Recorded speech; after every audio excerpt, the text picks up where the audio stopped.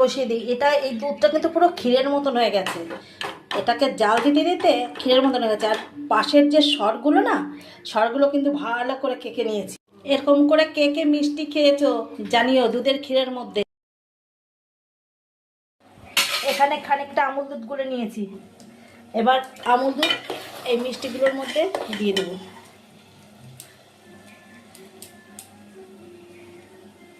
দেখো লেডিকিনি রসগোল্লার পায়েস হয়ে গেছে। কমেন্টে জানাও, আর কে কে খেয়েছো সেটাও বলো।